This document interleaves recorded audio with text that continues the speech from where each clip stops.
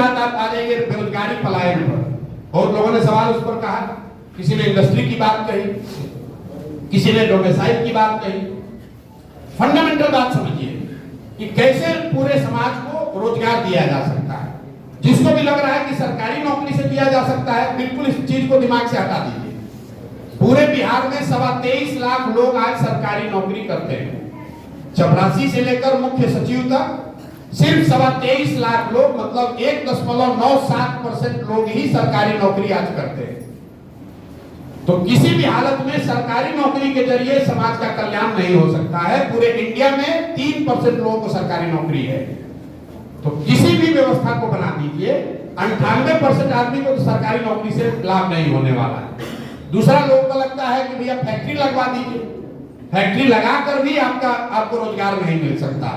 यहाँ पर जो लोग इकोनॉमिक्स को समझने वाले बैठे हैं, किसी भी अर्थव्यवस्था को 3 भाग में लोग बताते हैं। Agriculture is the primary sector, manufacturing is secondary sector और सर्विस सेक्टर जो है वो तीसरा है। ये तीनों मिलाकर ही 100% समाज की इकोनॉमी की परिकल्पना है। एग्रीकल्चर और मैन्युफैक्चरिंग दोनों मिलाकर ही 35% होता है। छोटे उद्योग, बड़े उद्योग, कुटीर उद्योग सब जोड़ दीजिएगा, पूरी कृषि जोड़ दीजिएगा तो 35% ही होता है। देश के स्तर पर भी और बिहार में भी 65% इकोनॉमी जो है वो सर्विस सेक्टर का है। होटल है, रेस्टोरेंट है, स्कूल है, अस्पताल है, टैक्सी है, जो पूरा सर्विस सेक्टर है। जब तक उसको नहीं सुधारा जाएगा, जब तक कंजम्पशन नहीं यहाँ होगा, तब तक लोगों को रोजगार नहीं मिल सकता है। जनसुराज क्या कह रहा है इसके लिए? इसके लिए जनसुराज ये कह रहा है कि 15 साल से 50 साल की उम्र के हर व्यक्ति के हाथ में पूंजी उपलब्ध कराया जाए, ताकि लोग कुछ न कुछ स्वरोजगार कर सके। कैसे होगा ये आपको बस अंतिम 2 मिनट में बताएंगे, फिर आपकी छुट्टी है।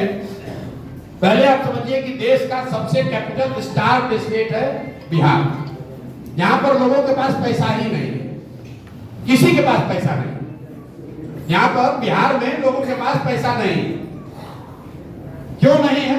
इसलिए नहीं है कि कैपिटल के 2 स्रोत हैं। लोग, समाज में पूंजी आता कहां से?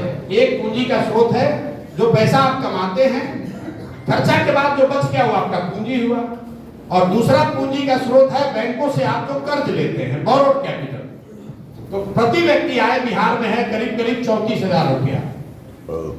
अगर पटना और बेगूसराय, मुंगेर 3 जिला को हटा दीजिएगा तो प्रति व्यक्ति आय बिहार में है करीब 24,000 रुपया।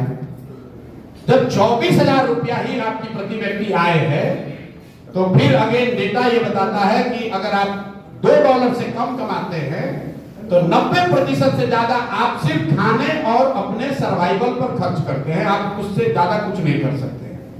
बिहार में 100 में 80 आदमी दिन में 100 रुपया भी नहीं कमा रहा है। कई लोगों को लगता है कैसे संभव है, मजदूर को तो हम 300 देते हैं।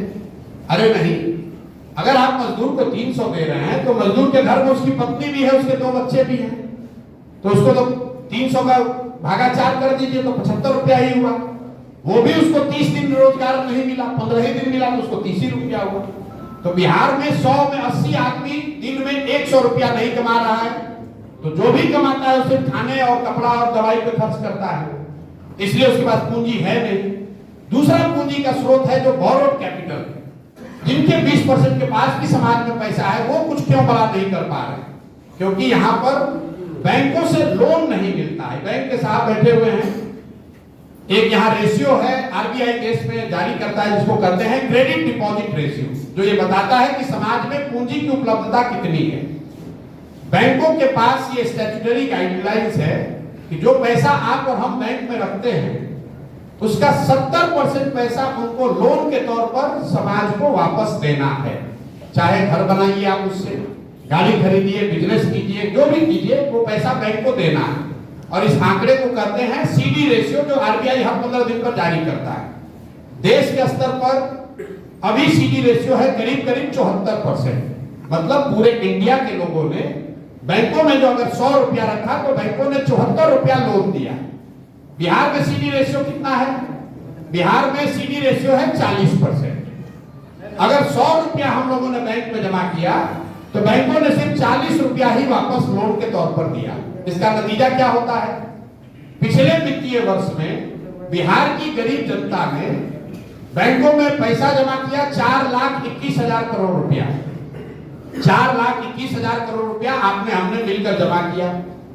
अगर सीडी रेशियो 70 भी रहता तो 2,80,000 करोड़ रुपया बिहार में इन्वेस्ट होता, घर बनाने के लिए, गाड़ी खरीदने के लिए, बिजनेस व्यापार करने के लिए। लेकिन चूंकि सीडी रेशियो 40% है तो पैसा मिला 1,61,000 करोड़ रुपया। बाकी पैसा कहां गया बैंक से? बाकी पैसा बैंकों ने उन राज्यों में ट्रांसफर किया जहां पर इन्वेस्टमेंट हो रहा है, जहां फैक्ट्री लग रही है, जहां रोजगार क्रिएट हो रहा है। गुजरात में, कर्नाटक में, आंध्र प्रदेश में, तेलंगाना, तमिलनाडु और केरल में हर राज्य में सीडी रेशियो है 90 से ज्यादा। मतलब अगर आंध्र प्रदेश में लोगों ने 100 रुपया जमा किया तो वहां पर सीडी रेशियो 104 रुपया बैंकों ने लोन दिया। वो पैसा आंध्र में कहां से आया? वो पैसा यहाँ बिहार के बैंक ने ट्रांसफर किया है। और आप कहिए भाई तो कौन नया बात आप कहने लगे तो बिहार में चर्चे नहीं होता है।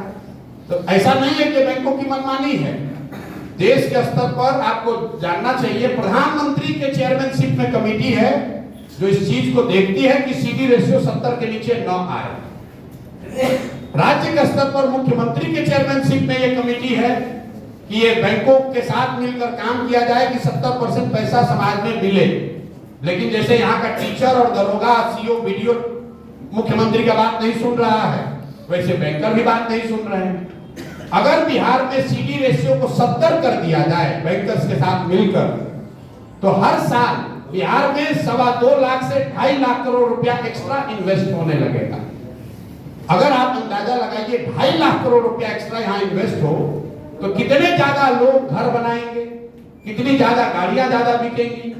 अगर आपको ये समझ में अभी भी नहीं आ रहा कि यहाँ जितने लोग बैठे आप सब गाड़ी से आए होंगे, गाड़ियां मोटरसाइकिल से आए होंगे। 100 में 90 गाड़ी और मोटरसाइकिल बैंक से फिनांस है। अगर बैंक से लोन न मिले तो आपको गाड़ी खरीदने में आधे लोग कहेंगे भैया छोड़ो बाद में खरीदेंगे। अगर कंजम्पशन बढ़ाना है तो पूंजी उपलब्ध होना चाहिए। तो जन स्वराज की ये सोच है कि 15 साल से 50 साल के हर उस व्यक्ति को जो कुछ न कुछ रोजी रोजगार करना चाहता है उसको लोन उपलब्ध कराया जाए, उसको बैंकों के साथ मिलकर पूंजी उपलब्ध कराई जाए ताकि घर घर रोजी रोजगार हो सके। इसके दो और पहलू हैं। हम लोग चूंकि बिहार की स्थिति इतनी खराब है तो हम लोग ये कह रहे हैं कि वो लोन 10% पर, 12% पर नहीं 4% पर उपलब्ध कराया जाए।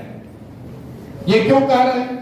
इन इंटरेस्ट सबवेंशन स्कीम से अगर बजट से 6,000 करोड़ रुपया हम लोग खर्च करें, 3 लाख करोड़ के बजट से 6,000 करोड़ रुपया अगर साल का खर्च हो तो 1 लाख करोड़ रुपया अलग से समाज को मिल जाएगा। तो टोटल 2 लाख करोड़ रुपया लोन दिलाने के लिए सरकारी खर्च आएगा सिर्फ 12,000 करोड़, लोन देंगे 8,000 करोड़ और 2 लाख करोड़ रुपया का इन्वेस्टमेंट, उससे पूंजी, व्यापार, रोजगार बढ़ेगा। तो दूसरा पहला ये है कि लोन उपलब्ध हो, दूसरा ये है कि वो लोन 4% पर सस्ते दर पर उपलब्ध हो, और तीसरा रोजी रोजगार के लिए हम लोग कह रहे हैं कि मनरेगा को सीधा कृषि से जोड़िए। किसी ने कहा कि केंद्र से जो पैसा आ रहा हम लोग उसका इस्तेमाल नहीं कर पा रहे, ठीक बात है। पिछले साल मनरेगा में बिहार का यूटिलाइजेशन है 39%। मतलब 100 रुपया जो केंद्र से हम लोग ला सकते थे तो 61 रुपया तो लेकर ही नहीं आए, जो लेकर आए उसमें 40% चोरी कर लिया।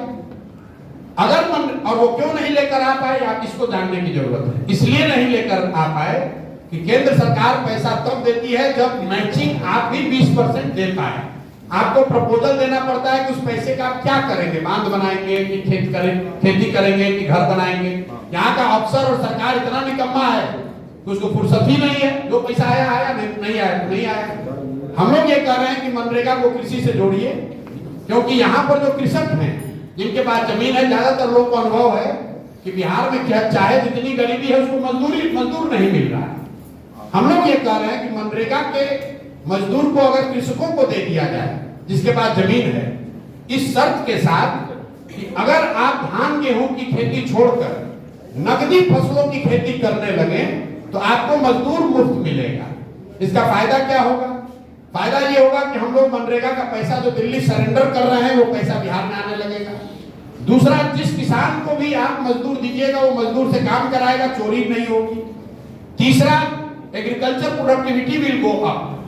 अगर आप अभी धान उगा रहे हैं 1 एकड़ में, उसी 1 एकड़ में अगर आप लहसुन उगाने लगिएगा तो आपकी आमदनी बहुत ज्यादा बढ़ सकती है, क्योंकि बिहार में जो जमीन है उसको कोई बढ़ा नहीं सकता, उसी जमीन से प्रोडक्टिविटी को बढ़ाया जा सकता है। तो जो 3 बातें हम लोग कह रहे हैं जिससे बेरोजगारी और पलायन को रोका जा सकता है, वो है पूंजी की उपलब्धता, दूसरा है पूंजी का जो कॉस्ट है उसको टेम्पररी कम से कम 5 साल 10 साल उसको सब्सिडाइज करना, मतलब 4% 5% पर लोगों को दिलाना, और तीसरा मनरेगा को कृषि से जोड़कर एग्रीकल्चर प्रोडक्टिविटी को सुधारना। तो ये 2 बात आप में से कोई कह सकता है कि भैया आप भी इतना बड़ा ज्ञानी है, CD रेशियो को पहले काहे नहीं चर्चा हुआ है? तो मैं आपको दावा कर रहा हूं, कुछ लोग यहाँ बड़े होशियार भी बैठे हुए हैं, कुछ पत्रकार भी बैठे हैं, अगली बार जब आपको यहाँ का फाइनेंस मिनिस्टर मिले तो उससे पूछिए कि प्रशांत किशोर कह रहा है कि 26 लाख करोड़ रुपया बैंक वाला सब ट्रांसफर कर दिया, आपको इस पर क्या कहना है? तो कहेगा ये क्या होता है, CD रेशियो क्या होता है भैया?